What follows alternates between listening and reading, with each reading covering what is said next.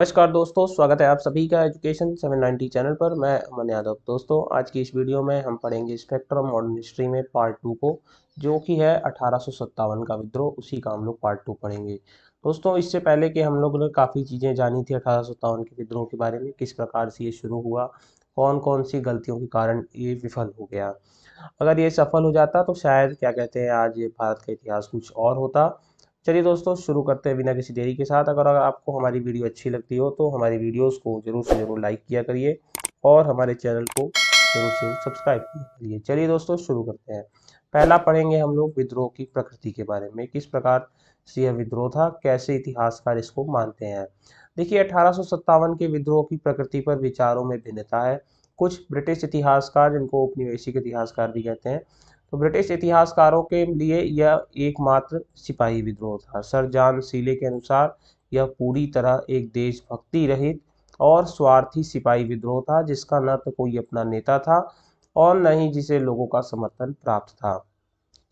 हालांकि यह घटना की संपूर्ण तस्वीर नहीं है, जैसा कि इसमें सिपाहियों के अलावा आम लोगों के विभिन्न वर्गों ने भी भागीदारी की। सिपाहियों का असंतोष इस विप्लव का एकमात्र कारण था। 1857 में हुए इस विद्रोह के संपूर्ण घटनाक्रम पर सूक्ष्म दृष्टि डालने से स्पष्ट हो जाता है कि यह एक राष्ट्रीयता की भावना से ओतप्रोत स्वतंत्रता संघर्ष था, परंतु कुछ अंग्रेज इतिहासकारों और उनके समर्थक भारतीय इतिहासकारों द्वारा इसे सैनिक विद्रोह अथवा गदर की संज्ञा प्रदान कर इसके महत्व को कम करने की कोशिश की जाती है।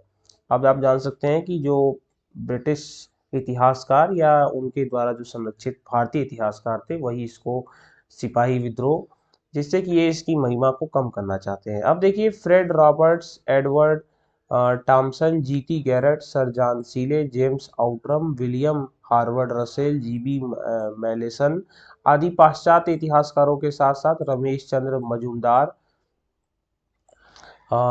सुरेंद्र नाथ सेन, हरिप्रसाद चट्टोपाध्याय, ठीक है, हरिप्रसाद चटर्जी भी बोल सकते हैं, पूरनचंद जोशी आदि भारतीय इतिहास 1857 के विद्रोह को सैनिकों द्वारा छोटे स्तर पर किए गए विद्रोह के रूप में व्याख्यात करते हैं। इनका मानना है कि 1857 के विद्रोह में राष्ट्रीयता की भावना का सर्वथा अभाव था। अब देखिए, दूसरी तरफ जो है, दूसरी ओर पंडित जवाहरलाल नेहरू, विनायक दामोदर सावरकर, यस ए रिजवी, ठीक है, Syed Abbas Rizvi, Benjamin Disraeli, justice McCarthy, John Bruce Norton, Bipin Chandra आदि जैसे इतिहासकार 1857 के विद्रोह को भारतीय स्वतंत्रता स्वाधीनता संग्राम के प्रथम संघर्ष की संज्ञा दी है। ठीक है, तो ये पहला भारतीय स्वाधीनता संग्राम में आज़ादी के लिए पहला लड़ा गया ये संघर्ष था। इनका मानना है कि 1857 का आंदोलन जनजीवन से संपृक्त भारत से विदेशी आततियों को निकालने के उद्देश्य से संबंध तथा एक संगठित और सुनियोजित कार्यक्रम था। 1857 का 1857 का संग्राम यदि सैनिक विद्रोह मात्र था, तो उसमें सिर्फ सैनिकों ने ही क्यों नहीं लिया। मेरठ से उठी क्रांति की लहर ने 2 दिनों के भीतर ही दिल्ली को भी अपनी चपेट में ले लिया और वस्तुतः विद्रोह में ग्रामीण और शहरी जनता सम्मिलित थी। हाँ, क्रांति की शुरुआत सैनिकों ने ही की थी। वर्ष 1857 के विप्लव में क्रुद्ध सिपाहियों के साथ साथ अंग्रेजों के अत्याचार से क्षुब्ध जनसाधारण ने भी सक्रिय रूप से भाग लिया था। इसलिए इसे मात्र सैनिक विद्रोह की संज्ञा देना युक्ति संगत नहीं है। अब देखिए, डॉक्टर के दत्ता 1857 के विद्रोह को एक अवसर के तौर पर समझते हैं, जिसका कुछ असंतुष्ट राजाओं और भूमिपतियों ने लाभ उठाया और जिनके हित नवीन राजनीतिक व्यवस्था से प्रभावित हुए थे। इस कारक ने इसे कुछ क्षेत्रों में लोकप्रिय विद्रोह का संदर्भ प्रदान किया और यह विद्रोह कभी भी स्वरूप में सभी भारतीयों का विद्रोह नहीं था, लेकिन यह स्थानीय, सीमित एवं क्षीण रूप से संगठित था।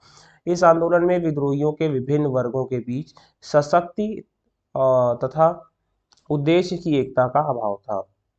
अब देखिए, 20वीं शताब्दी के प्रारंभ में वीडी सावरकर, जिनको विनायक दामोदर सावरकर ने अपनी पुस्तक भारतीय स्वतंत्रता का प्रथम युद्ध में 1857 के विद्रोह की राष्ट्रीय स्वतंत्रता के सुनियोजित युद्ध के रूप में व्याख्या की थी। डॉक्टर यशन सेन, सुरेंद्र नाथ सेन ने अपनी पुस्तक 1857 में विद्रोह को धर्म के लिए युद्ध के तौर पर शुरू होना माना था। ठीक है, धर्म के लिए युद्ध के शुरू होने के तौर पर धर्म के लिए युद्ध के तौर पर शुरू होना माना था, जिसका अंत स्वतंत्रता के युद्ध के रूप में हुआ था। आपको ये किताबों का नाम याद रखना चाहिए, जैसे कि वीडी सावर की किताब राष्ट्रीय स्वतंत्रता के सुनियोजित भारतीय स्वतंत्रता का प्रथम युद्ध, इनकी किताब का नाम है वीडी सावरकर के। और डॉक्टर यशवंत सेन की किताब का जो नाम है वो है 1857, ठीक है, 1857। अब देखिए डॉक्टर आर.सी. मजूमदार ने इसे ना तो प्रथम, ना ही राष्ट्रीय विप्लव माना और न ही स्वतंत्रता का युद्ध, जैसा कि देश का एक बड़ा हिस्सा इससे अप्रभावित रहा और लोगों के कई वर्गों ने इसे विद्रोह में भाग नहीं लिया। अब देखिए मार्क्सवादी इतिहासकार इसके बारे में क्या कहते हैं। मार्क्सवादी इतिहासकारों के अनुसार 1857 का विद्रोह विदेशी और सामंतवादी व्यवस्था के विरुद्ध सैनिक किसान का संयुक्त लोकतांत्रिक संघर्ष था। हालांकि यह मत जांच के प्रकाश में कहीं ठहर नहीं पाता, जैसा कि विद्रोह के नेता स्वयं सामंती पृष्ठभूमि के थे। 1857 के विद्रोह को वर्गीकृत आसान नहीं है, जबकि कोई भी LER, ठीक है, LER रीस जैसे विचारों जिन्होंने माना कि यह कट्टर धर्मवादियों द्वारा ईसाइयत के विरुद्ध युद्ध था, और TR होम्स जिन्होंने इसे सभ्यता एवं पाश्विकता के मध्य संघर्ष के रूप में देखा, जैसे विचारों को सिरे से नकार सकता है। यद्यपि कोई भी अभी तक इसे स्वतंत्रता के युद्ध के तौर पर स्वीकार नहीं कर सका है। इसने राष्ट्रवाद एवं साम्राज्यवाद विरोधी भावनाओं का बीजारोपण किया, लेकिन एकल राष्ट्रीयता एवं राष्ट्रवादिता अवधारणा 1857 के विद्रोह की देन नहीं है थी। अब देखिए कहा जा सकता है कि 1857 का विद्रोह ब्रिटिश शासन को उखाड़ फेंकने का भारतीयों का प्रथम महान प्रयास एवं संघर्ष था। स्वतंत्रता की भावना से उद्वेलित हिंदू और मुसलमान दोनों संप्रदायों का सम्मिलित होकर विदेशियों को अपने देश से निकालने का प्रथम प्रयास 1857 में ही किया गया। इसलिए 1857 की क्रांति को भारतीय स्वातंत्र्य संग्राम का प्रथम उद्घोष कहना सर्वथा युक्तिसंगत है, और इसने ब्रिटिश शासन के प्रति स्थानीय विरोध की परंपरा को स्थापित किया, जिसने आधुनिक राष्ट्रीय आंदोलन हेतु मार्ग प्रशस्त किया। और यहाँ तक कि इस विचार को कुछ इतिहासकारों ने संदेह के घेरे में खड़ा किया, जिनका मानना था कि 1857 के पूर्व के विद्रोह भी विदेशी शासन को उखाड़ फेंकने के लिए समान रूप से गंभीर थे, लेकिन उन्हें 1857 के विद्रोह जैसा समर्थन नहीं मिला। हालांकि एस.बी. चौधरी ने पाया कि विद्रोह 1857 विदेशी शक्ति को चुनौती देने के लिए विभिन्न वर्गों के लोगों का पहला संयुक्त प्रयास था। तो आपने देखा कि कई इतिहासकारों ने बताया कि किस प्रकार का यह विद्रोह था। कुछ कहते हैं सैनिक विद्रोह था, कुछ कहते हैं ये प्रथम भारतीय स्वतंत्रता संग्राम था। तो ऐसे कई तरह के विचारों का मत पेश किया जाता है। तो आपको एक बैलेंस वे में बीच का रास्ता पकड़ के उसको मानते जाना है। अब देखिए अगला देखेंगे कि विद्रोह से क्या परिणाम हुआ। तो विद्रोह का परिणाम यह होता है कि जहाँ तक अंग्रेज जो है वो आगे चलकर भारतीयों पर बहुत कड़ा शासन लागू कर देते हैं, और अब जो शासन है वो कंपनी के हाथ से निकलकर सीधा महारानी विक्टोरिया के हाथ में चला जाता है। चलिए देखते हैं 1857 की विद्रोह की असफलता के बावजूद इसने भारत में ब्रिटिश शासन को गहरा आघात पहुंचाया। विद्रोह के बाद के ब्रिटिश शासन की संरचना और नीतियों में भारी फेरबदल किया गया। 1857 के विद्रोह के पश्चात पहला मुख्य परिवर्तन यह था कि भारत का शासन 1858 अधिनियम के द्वारा ईस्ट इंडिया कंपनी से ब्रिटिश क्राउन के पास चला गया था। अब याद रखिएगा, अब भारत के लिए राजकीय सचिव मतलब सेक्रेटरी ऑफ स्टेट, जिसे एक परिषद द्वारा सहयोग प्राप्त होगा, भारत में शासन के लिए जिम्मेदार था। पहले यह अधिकार कंपनी के निदेशकों के पास होता था। अब देखिए दूसरा मुख्य कारण क्या था। तो देखिए दूसरा मुख्य परिवर्तन सेना में किया गया। भविष्य में भारतीय सिपाहियों द्वारा कोई भी विद्रोह ना हो, इसके लिए कई कदम उठाए गए।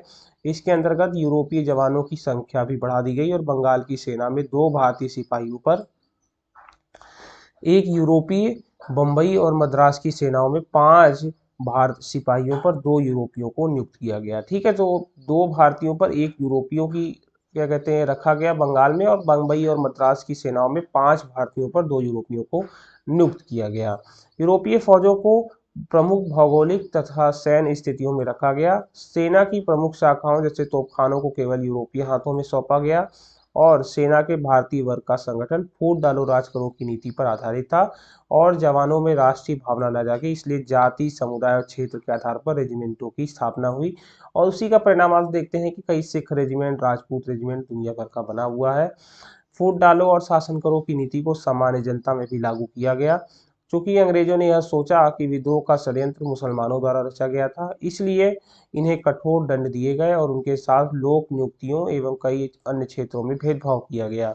इस नीति के बाद में उलट दिया गया और मुसलमानों के लिए एक विलंबित प्रशासन की शुरुआत हुई और 19वीं सदी के अंत में मुसलमानों को हिंदुओं से बेहतर सुविधा देने की योजना बनाई गई, जिससे कि भारतीयों में भेदभाव उत्पन्न करके आंदोलन को कमजोर किया जा सके। इन नीतियों ने भारतीय स्वतंत्रता संग्राम में समस्याएं पैदा की और सांप्रदायिकता के विकास में योगदान बढ़ाया था। अब देखिए, ब्रिटेन की महारानी की घोषणा के अनुसार रियासतों के प्रति ब्रिटिश नीतियों में परिवर्तन किया गया। विलय की पूर्व नीति को छोड़कर शासकों को उत्तराधिकारी चुनने का अवसर भी मिल गया और यह उन देशी शासकों को उपहार स्वरूप मिला जो विद्रोह के समय अंग्रेजों के साथ थे। हालांकि भारतीय शासकों का यह अधिकार एक सुनिश्चित क्षेत्र में पूरी तरह ब्रिटिश अधिकार के अधीनस्थ कर दिया गया और उनको सुविधा आश्रितों में परिवर्तित कर दिया गया। ब्रिटिश शासन ने भारत में लोगों के सामाजिक कृत्यों एवं धार्मिक प्रथाओं की सम्मान देने का निर्णय किया और अंग्रेजों ने भारतीय लोगों को विश्वास दिलाया कि आगे क्षेत्रीय विस्तार नहीं होगा। अंग्रेजों ने भूपतियों, जमींदारों एवं राजकुमारों के संरक्षण की नीतियां बनाई ताकि अपनी स्थिति को इस देश में अधिक मजबूत बना सकें। दरअसल 1857 के विद्रोह ने ब्रिटिश शासन के वास्तविक प्रतिक्रियावादी स्वभाव को धरातल पर ला दिया। अधिकतर भारतीयों को यह एहसास हो गया कि भारत में ब्रिटिश शासन वास्तविक रूप में जन विरोधी था और यह निश्चित रूप में दमनकारी और उनके देश हित का विरोधी था। आगे देखिए, आगे देखेंगे कि भूमि के लिए निर्धारित लगान और समय की गारंटी के लिए एक नवीन कृषि नीति प्रस्तुत भी की गई और इस नीति ने किसान को बोझिल भूमि बंदोबस्त और राज्य की अत्यधिक कर मांग से मुक्ति प्रदान की। स्थानीय सरकारों को करारोपण की कुछ मदों को सौंपकर वित्तीय व्यवस्था को भी विकेंद्रीकृत किया गया। अब देखिए, विद्रोह के पश्चात यद्यपि अंग्रेजों ने अपने शासन का विस्तार नहीं किया, तथापि ब्रिटिश शासन द्वारा आर्थिक शोषण के एक नए युग का सूत्रपात शुरू होता है। अंग्रेजों ने शिक्षित मध्य वर्ग का विरोध करने और भूमिपतियों तथा राजकुमारों का समर्थन करने की नीति अपनाई। दीर्घकाल में यह नया ब्रिटिश दृष्टिकोण उसके साम्राज्य के लिए घातक सिद्ध हुआ, जैसा कि इस कारण शिक्षित मध्य वर्ग में कुंठा की भावना बलवती हुई और परिणाम स्वरूप जल्द ही आधुनिक राष्ट्रवाद की भावना का जन्म होता है। अब देखिए, सेना विलय योजना 1861 ने कंपनी के यूरोपीय सैनिकों सेना को क्राउन के अधीन कर दिया और इसके अलावा भारत में यूरोपियन सेना को समय समय पर इंग्लैंड दौरे के माध्यम से बेहतर किया गया, जिसे लिंक्ड बटालियन योजना के नाम से भी जाना जाता है। जबकि भारत में यूरोपीय सेना के विस्तार में वृद्धि की गई और भारतीय सेना को घटाकर आधा कर दिया गया। सभी भारतीय आर्टिलरी इकाइयों, कुछ पर्वतीय बटालियनों को छोड़कर को समाप्त कर दिया गया। सेना और तोपखाना विभागों में सभी पदों पर यूरोपियों के लिए आरक्षित कर दिया गया और 20वीं शताब्दी के प्रथम दशक तक कोई भारतीय सैनिक किंग कमीशन के लिए योग्य होने के बारे में सोच भी नहीं सकता था और एक नए भर्ती अंग्रेज अफसर को वायसराय कमीशन के माध्यम से भारतीय अधिकारी से श्रेष्ठ माना जाता था। अब देखिए, एक ऊपर डिटेल दिया गया था कि श्वेत विद्रोह, व्हाइट म्यूटिनी क्या थी, उसको भी देख लेते हैं हम लोग। ठीक है, इसको पढ़ लेते हैं अब। देखिए, शक्ति हस्तांतरण के संदर्भ में ब्रिटिश ईस्ट इंडिया कंपनी से ब्रिटिश क्राउन को कंपनी के अधीन नियोजित यूरोपियन सैनिकों के एक वर्ग ने विद्रोह कर दिया। इस विद्रोह को व्हाइट म्यूटिनी नाम दिया गया, जिसके उत्पन्न होने के कारण कई कई कारण थे। मतलब कि जैसे ही ब्रिटिश ईस्ट इंडिया कंपनी के हाथ से ये चीज़ें क्राउन के हाथ में गई तो उनके ही सिपाही क्या कहते हैं, विद्रोह कर बैठे और उसी को क्या कहते हैं, नाम दिया गया व्हाइट म्यूटिनी। देखिए, 1861 से पूर्व भारत में दो पृथक सैन्य बल थे जो ब्रिटिश शासन के अधीन संचालित किए जाते थे। एक क्वीन आर्मी, जो रानी की सेना, और दूसरा ईस्ट इंडिया कंपनी के अंतर्गत सैन्य बल था। कंपनी के अधीन सैनिकों को भत्ते, एक ऐसा अतिरिक्त भुगतान जिसे भारत से बाहर होने वाले अभियानों में जाने के लिए दिया जाता था, का भुगतान किया जाता था, लेकिन क्वीन आर्मी के अंतर्गत सैनिकों को यह नहीं दिया जाता था और शक्ति हस्तांतरण के पश्चात यह भत्ता बंद कर दिया गया। और शक्ति हस्तांतरण को लेकर कानून की लॉर्ड कैनिंग द्वारा वैधानिक व्याख्या ने भी प्रभावित यूरोपीय सैनिकों को भड़काया था। अब देखिए, व्हाइट म्यूटिनी को भारत में पहले से दयनीय ब्रिटिश स्थिति के लिए एक शक्तिशाली खतरे के रूप में देखा गया, जिससे भारत में भी अभी उत्तेजित लोगों के बीच नवीन विद्रोह प्रेरित हो सकता था। यूरोपीय सेनाओं की मांग में बोनस की सूचीबद्ध करना या उन्हें दायित्व मुक्त करना शामिल था। अंततः सैनिकों की मांग को स्वीकार कर लिया गया और उन्हें घर वापस जाने का विकल्प चुना था। अब देखिए, आगे देख लेते हैं। आगे देखिए, यहाँ से जो हमने छोड़ा था वहीं से पढ़ते हैं। 1857 की क्रांति के बाद अंग्रेजी सरकार ने ऐसी शिक्षा पद्धति को लागू किया जाने को प्रोत्साहित किया जिससे भारतीय अपने धर्म और संस्कृति को भूल जाए तथा पाश्चात्य संस्कृति की ओर आकृष्ट हो। पाश्चात्य देशों के वैचारिक आंदोलन से भारत के लोगों को नई प्रेरणा मिली तथा वे लाभान्वित हुए, पर उन देशों की आडंबरपूर्ण जीवन पद्धतियों से भारतीयों का चरित्र बल भी समाप्त होने लगा और भारत के लोगों के साथ ऐसा होना अंग्रेजों के लिए सुखदायक था। अंग्रेजों ने भारत में आरंभ कोरे काले के आधार पर श्रेष्ठता और हीनता की भावना फैला रखी थी। 1857 की क्रांति के बाद प्रत्येक भारतीय अंग्रेज भारतीयों से सावधान और अलग थलग रहने लगा। अंग्रेजों को ऐसा महसूस होने लगा कि भारतीयों से दूरी बनाए रखना ही उनके हित में है, क्योंकि नजदीक आने से भारतीय अंग्रेजों के भेदों को जान लेंगे और उन्हें परेशान करने लगेंगे। क्रांति के दौरान अंग्रेज सतर्क हो गए और उस सतर्कता को उन्होंने लगभग हमेशा बनाए रखा। अब देखिए, 1857 की क्रांति के परिणाम भारतीयों के पक्ष में भी रहे। भारतीयों के पक्ष में जो सकारात्मक परिणाम सामने आए वो कौन कौन से थे उनको भी हमने देखना है। अब देखिए, पहला है कि आत्मबल में वृद्धि हो गई। 1857 की क्रांति अपने लक्ष्य को तत्काल प्राप्त करने में असमर्थ रही, परंतु इस क्रांति ने भारतीयों के आत्मबल में वृद्धि की और उनकी सुषुप्त चेतना को स्वतंत्रता की प्राप्ति के लिए जागृत किया। अब भारतीयों में स्वतंत्रता प्राप्ति की भावना बलवती हो गई और उन्होंने स्वतंत्रता प्राप्ति को अपने जीवन का एकमात्र लक्ष्य बना लिया और इस समय से एक जागृत भारत का अभ्युदय शुरू होता है। अब देखिए, राजनीतिक जागृति भी होती है, उसके बारे में देखते हैं। लंबी पराधीनता और शासकों को अपराजय मानने की धारणा ने भारतीयों में आलस्य भर दिया था और पराधीनता को भारतीयों ने अपनी नियति मान लिया था। पराधीनता मतलब कि दूसरे के शासन में, देख लीजिए ना, पराधीन। अब देखिए, परंतु 1857 की क्रांति ने भारतीयों के शीतित रक्त को फिर से खौला दिया और क्रांति के बाद अब भारतीयों को ऐसा महसूस हुआ कि जोर लगाने पर स्वशासन की प्राप्ति आसानी से हो सकती है। अब देखिए, संगठन की प्रेरणा किस प्रकार से मिलती है। यद्यपि 1857 की क्रांति को संगठित स्वरूप प्रदान की पूर्ण कोशिश की गई थी, यद्यपि संचार व्यवस्था एवं सूचना प्रौद्योगिकी के अभाव के कारण मनोवांछित सफलता प्राप्त नहीं हो सकी थी और व्यापक संगठन के अभाव के कारण ही क्रांति को कुचल दिया गया था। इसलिए इस क्रांति से आगे के क्रांतिकारियों को व्यापक संगठन की प्रेरणा प्राप्त हुई और 1857 की क्रांति से प्रेरणा पाकर ही आगे के वर्षों में अनेक क्रांतिकारी आंदोलनों का संचालन संभव हो सका। अब देखिए, एकता की प्रेरणा भी यहाँ से मिलती है। देखिए, 1857 की असफलता का कारण संपूर्ण भारतवासियों में एकता का अभाव भी था। सिख और दक्षिण भारतीय क्रांति के विरुद्ध थे तथा अनेक देशी रियासतों के शासकों ने अंग्रेजों की सहायता भी की थी। जिन क्षेत्रों में क्रांति का सूत्रपात हुआ वहां भी सभी वर्गों ने मिलकर अंग्रेजों का विरोध नहीं किया और एकता ही राष्ट्रीयता का मूल मंत्र है और इस तथ्य की ओर भारतीयों का ध्यान क्रांति के असफल हो जाने के बाद गया। अब उन्होंने ऐसा महसूस किया कि एक चलकर ही आगे बढ़ा जा सकता है और लक्ष्य की प्राप्ति में सफलता की जा सकती है। अब देखिए, स्वतंत्रता आंदोलन की नई दृष्टि, जो नया एक चरित्र है वो उभर कर आता है। देखिए, 1857 की क्रांति का जिस निर्ममता के साथ अंग्रेजी सरकार ने दमन किया था उसे उसका असली चेहरा भारतीयों के सामने उजागर हुआ। अंग्रेजों के क्रूरतापूर्ण व्यवहार को देखने के बाद भारतवासियों ने अंग्रेजों को देश से बाहर निकालने का संकल्प लिया और इस क्रांति से स्वतंत्रता आंदोलन को भविष्य में एक नई दृष्टि मिली। विद्रोह के बदले असहयोग का मार्ग अपनाया गया, क्योंकि इससे अंग्रेजों को दमनात्मक अत्याचार का अवसर प्राप्त नहीं होता था।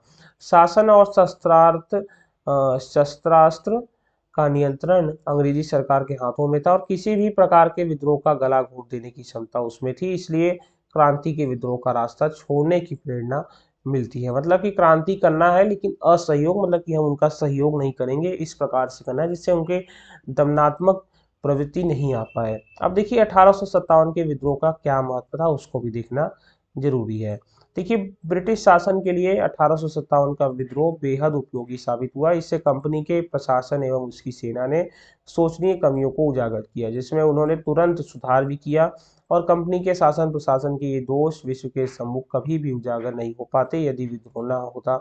भारतीयों के लिए 1857 के विद्रोह ने स्वतंत्रता के पथ को बेहद प्रभावित किया और यह लोगों एवं सिपाहियों की शिकायतों को सबके सामने लेकर आया जो वस्तुतः सही थी। अब देखिए आगे, हालांकि इससे यह भी सिद्ध हुआ कि ब्रिटिश सेना के अत्याधुनिक हथियारों के सम्मुख भारतीयों के हथियार परंपरागत थे और वे ब्रिटिश शासन के सामने टिक नहीं सकते थे। इसके अलावा दोनों ओर से नृशंस हिंसा ने भारतीय बुद्धिजीवियों को आघात पहुंचाया, जो स्वतंत्रता के लिए संघर्ष में हिंसा से दूर रहने में विश्वास करते थे। शिक्षित मध्य वर्ग, जो एक तेजी से बढ़ता वर्ग था, उसने हिंसा में विश्वास नहीं किया और एक व्यवस्थापरक तरीके की प्रमुखता थी। लेकिन 1857 के विद्रोह ने ब्रिटिश शासन के विरुद्ध स्थानीय प्रतिरोध की परंपरा को स्थापित किया, जिसने स्वतंत्रता के राष्ट्रीय संघर्ष के मार्ग में सहायता प्रदान की थी। तो दोस्तों, ये चैप्टर जो है 1857 का विद्रोह यहीं पे समाप्त होता है। अब चलिए थोड़ा सा सारांश देख लेते हैं। जो हमने पूरा चैप्टर देख पढ़ा, उसके बारे में जल्दी जल्दी हम लोग एक बार में देख लेते हैं। देखिए, विद्रोह उपनिवेशवादी नीतियों एवं शोषण का परिणाम था। इसको देख लेते हैं। देखिए, पहला इसमें है आर्थिक कारण, जिसमें नई राजस्व व्यवस्था के तहत भारी करारोपण, बेदखली, भारतीय उत्पादों के विरुद्ध भेदभावपूर्ण प्रशुल्क नीति, परंपरागत हस्तशिल्प का उद्योग का सर्वनाश, आधुनिक औद्योगिक व्यवस्था को प्रोत्साहन न देना, जिसने कृषक, जमींदार एवं शिल्पकारों को दरिद्र बना दिया। अब देखिए, राजनीतिक कारण क्या थे। तो देखिए, लॉर्ड डलहौजी की साम्राज्यवादी नीतियां, ब्रिटिश शासन का विदेशीपन, दोषपूर्ण न्याय व्यवस्था एवं प्रशासकीय भ्रष्टाचार, मुगल सम्राट से निंदनीय व्यवहार। अब देखिए, प्रशासनिक कारण क्या थे। देखिए, अंग्रेजों की शासन पद्धति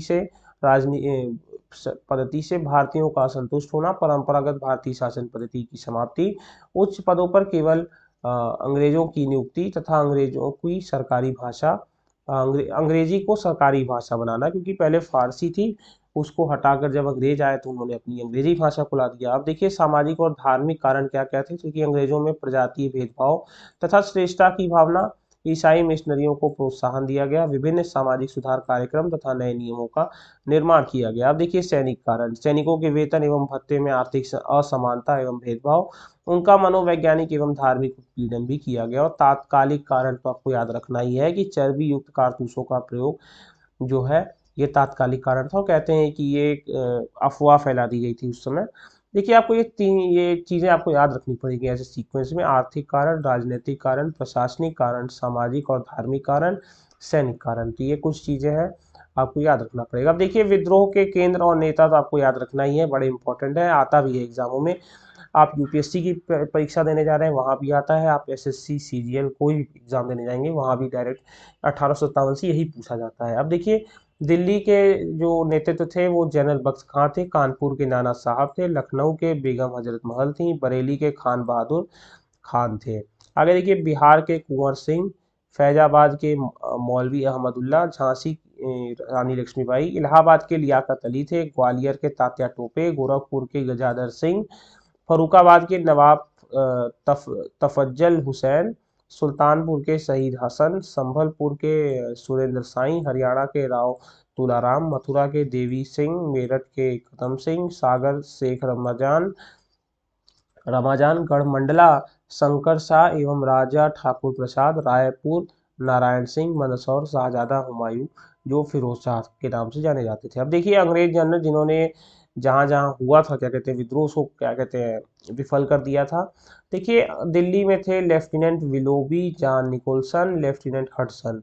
कानपुर के थे सर ह्यू व्हीलर और कोलिन कैंपबेल। और लखनऊ में थे Henry Lawrence, brigadier Inglis Henry. ठीक है, इसी के साथ देखिए यहाँ पे, हाँ, ये लखनऊ में ही आ गए हैं Havelock James Outram, sir Colin Campbell. Jhansi में सर ह्यूरोज, इसको जानते ही होंगे, ह्यूरोज कह लीजिए। और बनारस में कर्नल जेम्स नील थे। अब देखिए, विद्रोह का असफलता का क्या कारण था, उसको भी देख लेते हैं। देखिए, सीमित क्षेत्र एवं सीमित जनाधार था। जनाधार मतलब कि बहुत कम लोगों का क्या कहते हैं पार्टिसिपेशन हुआ था इसमें। भारतीय रजवाड़े एवं कुछ अन्य वर्गों का अंग्रेजों को महत्वपूर्ण सहयोग दिया जाना। अंग्रेजों की तुलना में विद्रोहियों के अत्यंत संसाधन भी थे। योग्य नेतृत्व एवं सामंजस्य का अभाव, एकीकृत विचारधारा एवं राजनीतिक चेतना की कमी भी थी। अब देखिए, प्रकृति भी देख लेते हैं। 1857 का विप्लव यद्यपि सफल नहीं हो सका, किंतु उसने भारत में राष्ट्रीयता की भावना के बीज बोए एवं इस क्रांति के दूरगामी परिणाम भी हुए थे। अब देखिए, इससे प्रभाव क्या हुआ। देखिए, ताज के अधीन प्रशासन हो गया। ताज से मतलब क्या है, महारानी विक्टोरिया से है।